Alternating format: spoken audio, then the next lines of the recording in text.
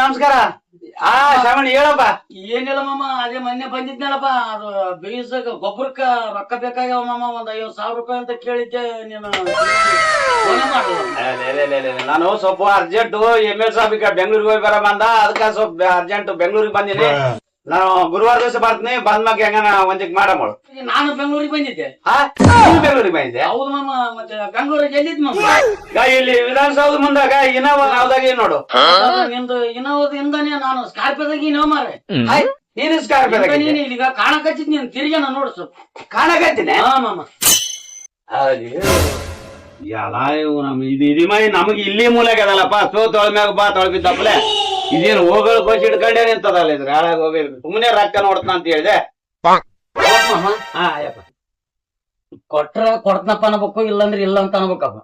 ಮನೆ ಇಲ್ಲದ್ದು ಹೇಳಿ ಬೆಂಗಳೂರಾಗಿನಿ, ಬೊಂಬೈದಾಗಿನಿ, ಏನಪ್ಪ ಎಲ್ಲನ ನಿನ್ನ ನಂಬಿಕೆ ಕುಂತ್ರ ಬೆಳೆ ಹಾಳಾಗ ಮಾತಲ್ಲ. ನನಗೆ ಗೊಬ್ಬರಕ್ಕೆ ರೊಕ್ಕ ಇಲ್ಲ, ಮತ್ತೆ ಗೊಬ್ಬರಕ್ಕೆ ರೊಕ್ಕ ಇಲ್ದತ್ತ ನನಗೆ ಯಾಕೆ ಇಷ್ಟು ಡಬ್ಬು ಹೇಳಕ್ ಹಚ್ಚಿದ್ನಿ? ಹಿಂಗೆ ಹೇಳ್ಬೇಕು. ಅದಕ್ಕ ನಾನು ಇಲ್ಲಿ ಕೂರ್ತಿಪ್ಪ ಸಾವುಕಾರನಲ್ಲಿ ರೊಕ್ಕ ಕೇಳಕ್ ಕೊಟ್ಟಿನಿ. ಪೂರ್ತಿ ಸೌಕರ್ಯನಲ್ಲಿ ನೀನು ನಾಮ ತಿಪ್ಪಲಕ್ಕ. ಮತ್ತೆ ನಾನು ಅಲ್ಲಿಗೆ ಹೊಂಟು ನೋ ಮರ. ನೀನ್ ಅಲ್ಲಿಗೆ ಹೊಂಟೆ ಬಾ, ಸಾಕ್ಷಿ ಒಬ್ರು ಯಾರನ್ನ ಕರ್ಕೊಂಬ ಅಂತ ಹೇಳಿದ್ದ. ನಾನು ಅಲ್ಲಿಗೆ ಹೊಂಟು ನೋ ಮರ. ಇನಿ ಶಾಣೆ ಸೈನ್ ಮಾಡಕ್ ಒಬ್ರು ಯಾರನ್ನ ಹುಡುಕಿ ಅಂತ ಕುಂತಿದ್ದೆ ನಾನು ಅನುಮಾನ ಮ್ಯಾಗ.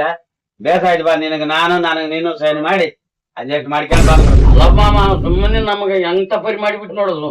ಆಗಲು ಚಿಕ್ಕ ತೋರಿಸ್ಬಿಟ್ಟು ನೋಡ್ ನನಗೆ. ಇಲ್ಲೂ ಸಾಸಿ ಮನ್ಯಾಗ ಡೆಬ್ಬ್ಯಾಗ ಸಾಸಿ ಜೂರಿಗೆ ಇಲ್ಲಕ್ಕೆ ನಡಿತದ. ಡಬ್ಬ ಹೇಳ್ಬೇಕು. ಏನ್ ಗೊತ್ತದ, ಹಿಂಗ್ ಹೇಳಿದ್ರೆ ನಾಲ್ಕು